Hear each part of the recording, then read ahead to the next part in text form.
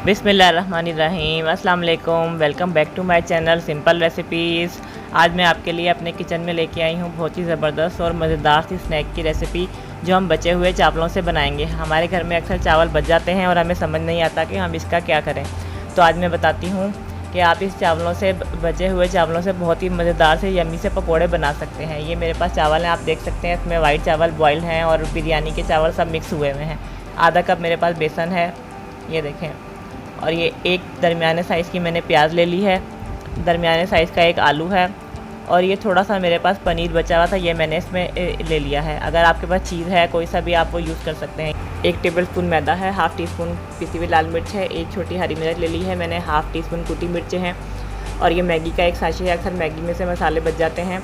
ये 1/4 टीस्पून मैंने baking powder का ले लिया है, और ये 1/4 टीस्पून मेरे पास अजवाइन है, नमक हस्बे जायका है, और 1/4 टीस्पून ही कुटा हुआ धनिया है। ये बेसन मैंने एक बाउल में डाल दिया है, जिसके अंदर हमने पकौड़ों का बैटर मिक्स करना है। और ये जितने भी मेरे पास मसाले हैं ये मैं सब इसके अंदर डाल दूँगी।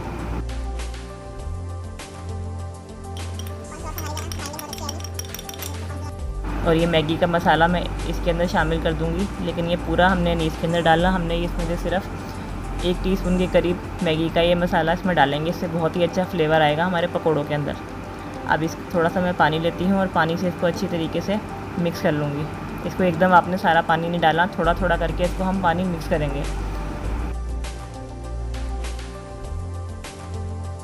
ये बेसन का हमारा बैटर तैयार हो गया है। आप देखें ये इस तरह का होना चाहिए, ना ही ये बहुत ज़्यादा पतला है और ना ही ये बहुत ज़्यादा गाढ़ा है।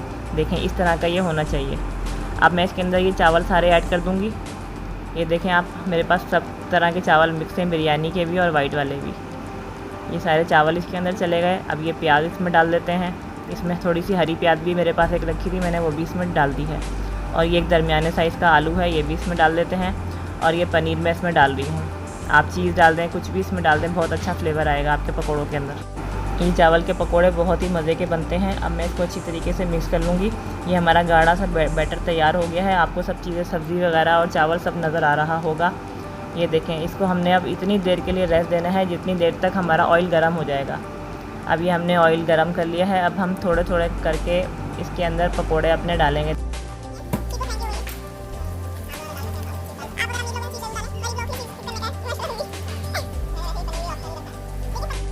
ये पकोड़े मैंने कढ़ाई में डाल दिए हैं, लेकिन अभी हम इसके अंदर स्पून नहीं चलाएंगे। अभी ये दरमियानी आंच पे पक रहे हैं। देखें इसका कितना खूबसूरत सा एक साइड से कलर आ गया है। अब हम इसको स्पून की मदद से पलट लेंगे।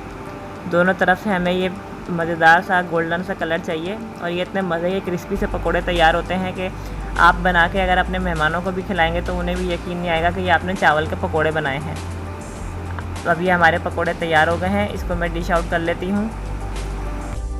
ये हमारे मज़ेदार से चावल और पनीर के पकोड़े तैयार हो गए हैं। ये मैंने फटाफट झटपट, मुझे सिर्फ 5 से 10 मिनट लगे होंगे इन पकोड़ों को तैयार करने में। इतनी देर में मेरी चाय तैयार हुई है, इतनी देर में पकोड़े भी तैयार हो गए हैं। अगर आपको मेरी ये आज की रेसिपी अच्छी लगे तो मेरे चैनल को सब्सक्राइब कीजिए, वीडियो को लाइक कीजिए और शेयर भी कीजिए, और कमेंट्स में अपना फ़ीडबैक ज़रूर दीजिएगा। हमें अपनी दुआओं में याद रखिएगा। अल्लाह हाफिज़।